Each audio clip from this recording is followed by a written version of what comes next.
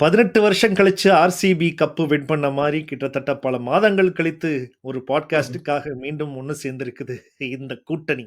இது வெற்றி ஆமா. கூட்டணி, இது விவேகமான கூட்டணி. ஹாய் சுஜித்.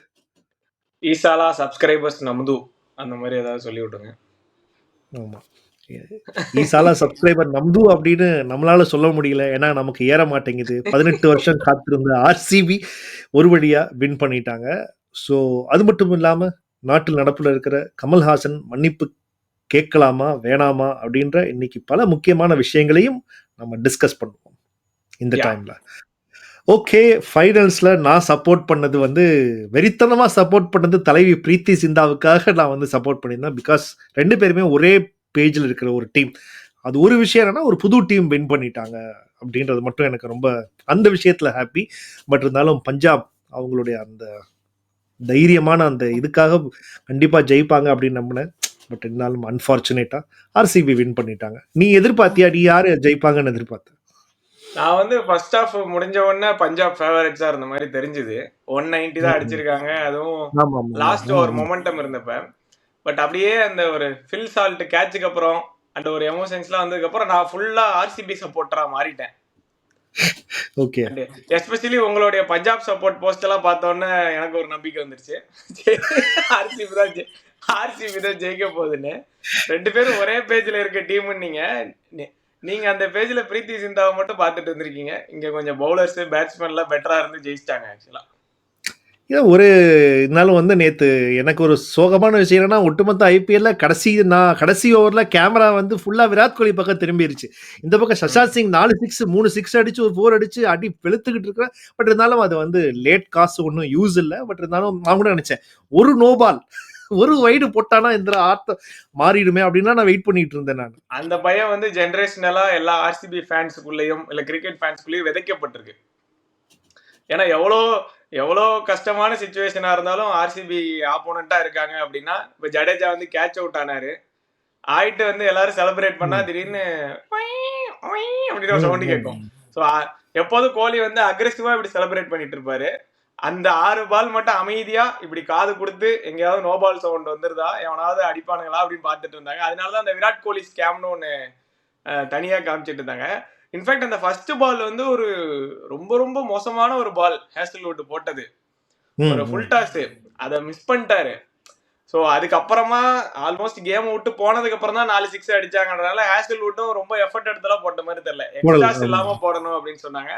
பட் எல்லா தடவையும் இல்லாம ஆர்சிபி ஆக்ஷன்லயே வந்து ஒரு வெரைட்டி காமிச்சு ஒரு நல்ல டீம் உள்ள இறக்குனனால ஜெயிச்சுட்டாங்க அப்படின்னு தான் நான் நினைக்கிறேன். ஆக்சுவலா எல்லாருமே வந்து 200 அண்ட் அபவ் தான் அடிக்கணும். இன்ஃபேக்ட் 210 220 தான் அடிச்சாதான் இதுல ஜெயிக்க முடியும் அப்படின்னு சொன்னது. பட் அது எல்லாத்தையுமே பொய் ஆயிடுச்சு. சேஸ் பண்ற டீம் ஈஸியா வின் பண்ணிடுவாங்க. ஸோ ஸ்டாட்டிஸ்டிக்ஸ் மறுபடியும் ஒன்ஸ் அகைன் வந்து அந்த டேட்டா எல்லாம் ஃபெயில் ஆயிடுச்சு. அந்த மொமெண்ட்ல நீ என்ன பண்றியோ அது மட்டும் தான் உன்னை ஜெயிக்க வைக்கும் அப்படின்றதுதான் மறுபடியும் ப்ரூவ் ஆயிருக்கு. ஸ்டாட்ஸ் சொன்னாங்க எம்ஐக்கும் 200 அடிச்சு இது வரைக்கும் தோத்ததே இல்லை, நாங்க தோத்துட்டோம். பிளே ஆஃப் போனா எம்ஐ தான் மாசு ஊடினாங்க, அதுவும் போயிருச்சு. அதனால இந்த தடவை எல்லாமே ரூல் பிரேக்கிங்கா தான் நடந்திருக்கு. சேப்பாக்ல வந்து ஆர்சிபி இத்தனை வருஷமா ஜெயிச்சது இல்லை, நாங்க ஜெயிச்சிச்சு. பஞ்சாப் அத்தனை வருஷமா ஜெயிச்சது இல்லை, எஸ்ஆர்ஹெச் இத்தனை வருஷமா ஜெயிச்சது இல்லை, நாங்க எல்லாமே ஜெயிச்சுது.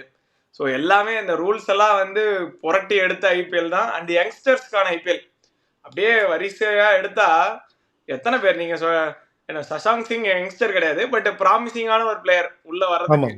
அந்த மாதிரி எத்தனை பேர் பஞ்சாப்லயே ஒரு 4-5 பேரு, ஒரு டீம்லயே வைபவ்ஸ் 14 வயசு 17 வயசுன்னு இந்த ஐபிஎல் வந்து பயங்கர கல்லா கட்டிருச்சு. இதுல நேத்து இந்த கேம்ல பஞ்சாப் வந்து இது வரைக்கும் பயங்கர அக்ரெசிவா தான் ஆடுவாங்க. இன்ஃபேக்ட் பிரப்சிம்ரன் சிங் ஆரியாலாம் அட்டி. ஆனா நேத்து பிரப்சிம்ரன் சிங் ஆடினதை பார்த்தா ஏன் இவ்வளவு ஸ்லோவா ஆடுறாருன்ற ஒரு ஃபீல் வந்துச்சு. ஜாஸ் இங்கிலீஷ் மட்டும்தான் அந்த பயம் இல்லாம ஆடிட்டு இருந்த ஒரே ஆள் ஜாஸ் இங்கிலீஷ் மட்டும்தான்.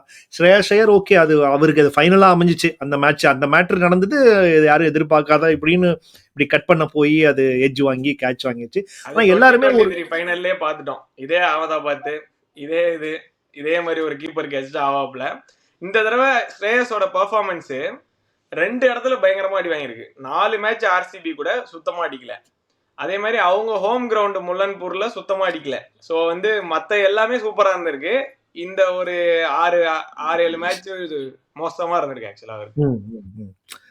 ஓகே. அந்த ஒரு மாரி அவங்க கொஞ்சம் கேர்ஃபுல்லா விளையாண்டுட்டாங்களோ, அவங்க அந்த அக்ரெசிவ்னஸோட இருந்திருந்தாங்களோ நேத்து ஏன்னா ஜெயிச்சிருந்திருப்பாங்களோ அப்படின்னு எனக்கு தோணுச்சு. ஏன்னா ஆர்யாவும், பிரப்சிம்ரன் சிங்கும் அவங்களுக்கு அட்டகாசமான ஸ்டார்ட் குடுப்பாங்க. நேஹல் வதேரா போன மேட்ச்ல செம்ம அடி அடிச்சாரு. ஃபைனல்ஸ்ல ஒரு பயங்கரமா தடவுனாப்ல. ஸோ எனக்கு எப்பவுமே டவுட் என்னன்னா, முந்தா நேத்தான்டா விளையாண்ட. அதுக்குள்ளயும் எப்புட்றா நீ இவ்ளோ கன்ஃப்யூஸ் ஆகுற அப்படின்னு எனக்கு அது குழப்பமா இருந்துச்சு. பிட்ச் வேற ஆக்சுவலா அந்த பிட்ச் இல்ல இது. இது கொஞ்சம் ரெட் சாயில் பிட்ச்னாங்க. கொஞ்சம் நின்னு வருதுன்னாங்க. அந்த மாதிரியே தெரிஞ்சுது. ஒரு செட் பேட்ஸ்மேனால ஈஸியா ஸ்கோர் பண்ண முடியுது. பட் புதுசா வர பேட்ஸ்மேனால அந்த ஸ்லோ பவுன்சர்ஸையோ இல்ல ஸ்லாட்ல விழாத பாலையோ அடிக்கிறதுக்கு ரொம்ப கஷ்டமா இருந்தது. ஸோ அதுவும் மேபி ரீசனா இருக்கலாம். இன்னொன்னு ஃபைனல்ஸ்ன்றதுக்கு மத்த இடத்துலலாம் ஒரு ஒரு பயம். 210 எப்படியோ ஃபைனல்ஸ்ல 190ன்றது அந்த மாதிரி ஒரு ஸ்கோர் தான். அந்த ஃபில் சால்ட் கேட்ச்லயே கொஞ்சம் ஒரு மாதிரி ஷேட்டர் ஆயிட்டாங்க அதுக்கப்புறம். கரெக்ட்.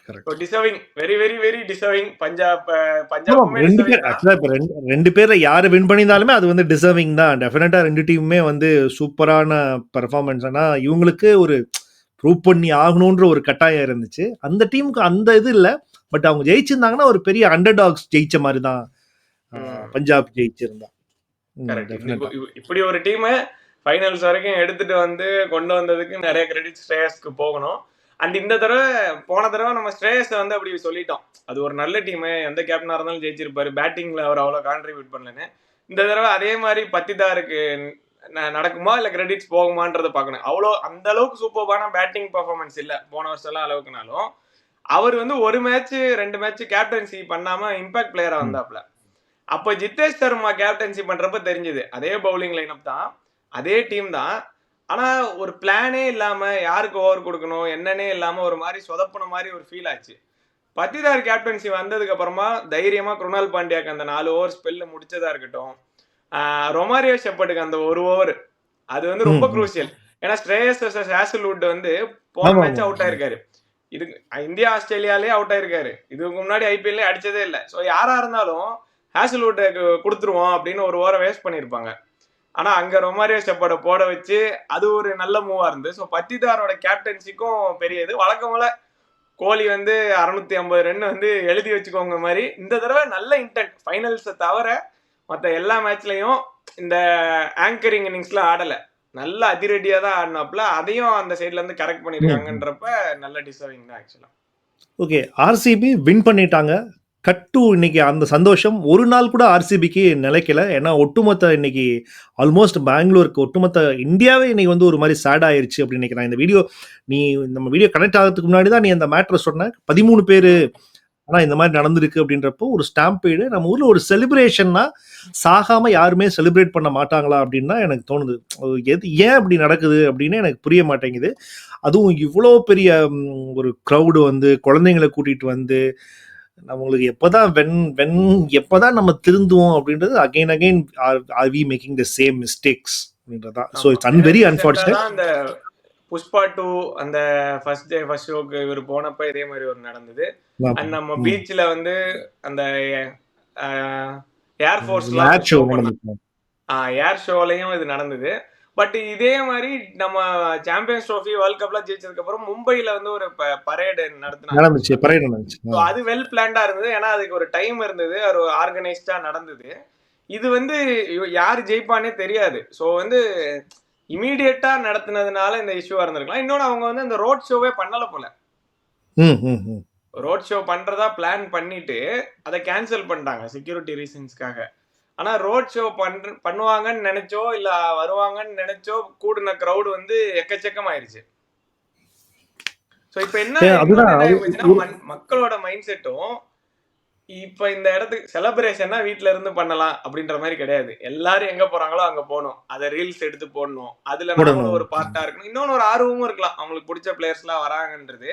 ஸோ அந்த பிளானிங்கு அண்ட் இவங்களோட ஆர்வம் அந்த எக்ஸிகியூஷன்ல வர பிரச்சனையில தான் இது அடுத்தடுத்து வருதோன்னு எனக்கு தோணுது. ஆக்சுவலா ஒரு மாதிரி ஒரு திருஷ்டி மாதிரி ஆயிடுச்சுன்னு சொல்லுவாங்கல்ல, அந்த மாதிரியான ஒரு சம்பவம் தான் நடந்தது. இது ஒரு காயத்தோட போனா கூட இது ஒரு மாதிரி கடந்து போயிருக்கலாம், இப்படி நடந்துருச்சு அப்படின்ற மாதிரி ஒரு மாதிரி மறந்துடுவாங்க. இதுல வந்து ஒரு 13 உயிர் அப்படின்றப்போ இட்ஸ் பயங்கர ஹார்ட் பிரேக்கிங். நிச்சயமாக இதுக்கு பிளேயர்ஸ்க்கு ஏன்னா அவங்க செலிப்ரேட் பண்ணிக்கிட்டு இருக்கிறாங்க உள்ள, அவங்களுக்கு தெரிஞ்சு நடந்ததா, இதை பத்தி அந்த நியூஸ் அவங்களுக்கு போயிருக்கா, அவங்க என்ன இப்போ பதில் தர போறாங்க அப்படின்றதெல்லாம் மேபி நம்ம இந்த வீடியோ அப்லோட் பண்ணுறப்போ டெஃபினட்டாக ஒரு இந்த ஸ்டேட்மெண்ட் வந்திருக்கும். விராட் கோலிட்டு இருந்து ஒரு ஸ்டேட்மெண்ட் வந்திருக்கும், ஆர்சிபி கிட்ட இருந்து ஒரு ஸ்டேட்மெண்ட் டெஃபினட்டாக வந்திருக்கும்.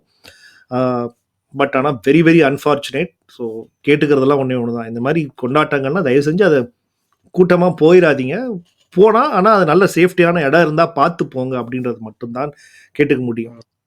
இல்ல அதுக்கப்புறம் இப்ப ஒரு மாதிரி நம்மளோட மூட் அண்ட் இதுவே மாறிடுச்சு இல்ல. நானும் ஓரளவுக்கு நல்லா இந்த கோலி அழுதது அதெல்லாம் எமோஷனலா இருந்தது. 18 வருஷமா இவங்க இருக்காங்க, நல்ல செலிப்ரேஷன், எல்லாரும் வெடி வெடிச்சாங்க, இங்கேயும் வெடி வெடிச்சாங்க. பெங்களூர்ல இதுக்கு முன்னாடி சில வீடியோஸ் எல்லாம் காமிச்சாங்க, ஃபுல்லா கலர்ஃபுல்லா இருந்தது. ஒரு சில பேர் அப்பயே போலீஸ் ஐடி வாங்குற மாதிரிலாம் காமிச்சிருந்தாங்க. அது வேற மாதிரி ஒரு ஜோன்ல இருந்தது. பட் இந்த நியூஸ் கேட்டதுல இருந்து இது என்ன ஓகே 18 வருஷம் ஆச்சு, செலிப்ரேட் பண்ணியிருக்காங்க. கிரிக்கெட் ஒரு ரிலீஜியன், நிறைய பேருக்கு எமோஷன். பட் அதெல்லாம் தாண்டி இத்தனை உயிரிழப்பு வர அளவுக்கு இது பெரிய விஷயமா? இல்ல இது எவ்வளவு பெரிய விஷயம்? இது இப்ப அந்த ஃபேமிலியோட லைஃப் அப்படியே புரட்டி போட்ட மாதிரி எல்லாம் இருக்கும். இது அவங்கள எக்ஸ்பெக்ட் பண்ணிருக்க மாட்டாங்கல்ல இத.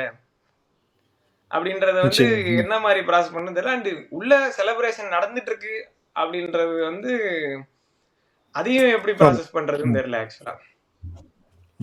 கண்டிப்பா. ஸோ ஆக்சுவலா என்னன்னா இப்ப ஃபுல்லாமே கர்நாடகா இந்த பேஸ்ல தான் எல்லாமே நமக்கு இப்ப இந்த பெங்களூர் இஷ்யூவா இருக்கட்டும், இல்ல இதுவா இருக்கட்டும், இது ஒரு சென்சிட்டிவான விஷயம். அதை நாமளும் கொஞ்சம் சென்சிட்டிவா அணுகணும் அப்படின்றது வந்து இதன் மூலமா தெரிஞ்சுக்கலாம்.